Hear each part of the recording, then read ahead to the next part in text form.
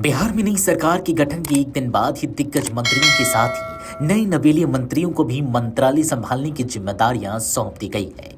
मुख्यमंत्री नीतीश कुमार के शपथ ग्रहण के एक दिन बाद ही ये फैसला लिया गया है कि यानी 21 नवंबर को बिहार सरकार में विभागों का बंटवारा कर दिया गया। ऐसे में सवाल उठता है कि किसके पास कौन सा विभाग है।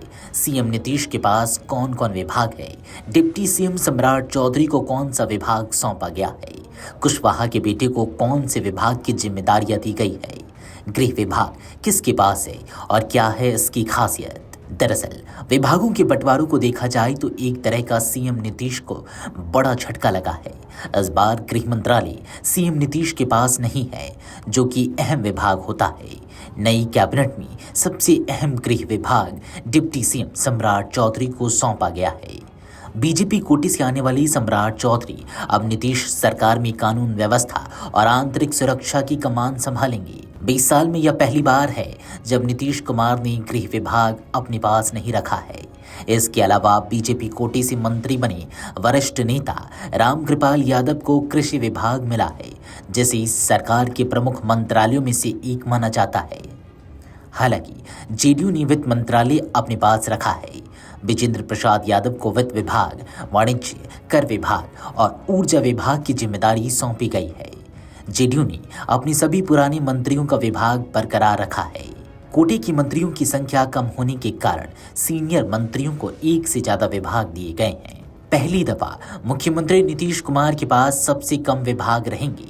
उनके पास मंत्रिमंडल सचिवालय के अलावा सामान्य प्रशासन, निगरानी और निर्वाचन विभाग की जिम्मेदारी होगी।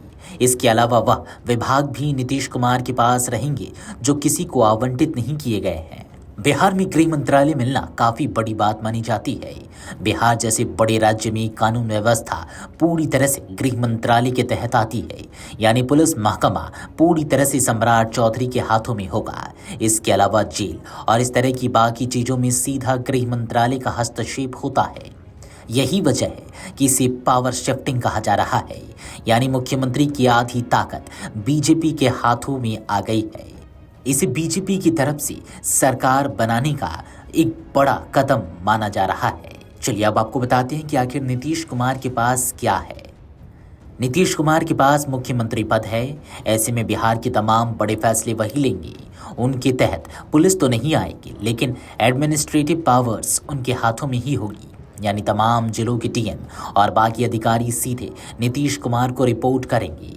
उन पर पूरा कंट्रोल सीएम का होता है। हालांकि जिस गृह मंत्रालय की ताकत से वो सुशासन बाबू कहलाए, वो अब उनके पास नहीं है। ऐसे में देखना होगा कि नीतीश कब तक ड्राइविंग सीट पर बने रहते हैं। हालांकि आपको बता दें कि बिहार में एनडीए की नई सरकार का गठन हो चुका है। नीतीश कुमार ने 10वीं बार बिहार के मुख्यमंत्री के रूप में शपथ ग्रहण कर ली है। नीतीश ने पहली बार नवंबर 2005 में मुख्यमंत्री पद की शपथ ली थी। इसके बाद 2010, 2015 में 2 बार, 2017, 2020, 2022 में 2 बार और 2024 में शपथ ली थी। अब उन्होंने बिहार के मुख्यमंत्री के रूप में अपना 10वां कार्यकाल शुरू कर दिया है। वह बिहार के अब तक के सबसे लंबे वक्त तक मुख्यमंत्री रहने वाले नेताओं में से एक बन गए हैं। बता दें कि बीजेपी नेतृत्व वाले एनडीए गठबंधन ने हाल ही में संपन्न हुए विधानसभा चुनाव में प्रचंड बहुमत के साथ सत्ता में वापसी की है। एनडीए ने 202 सीटों पर जीत हासिल की है, जबकि विपक्षी महागठबंधन ने 35 सीटों पर ही जीत हासिल की है। Video desk amuljala.com। अगर आप ये वीडियो YouTube पर देख रहे हैं तो हमारे चैनल को सब्सक्राइब कर बेल आइकन दबाएं और Facebook पर देख रहे हैं तो हमारे पेज को लाइक करें।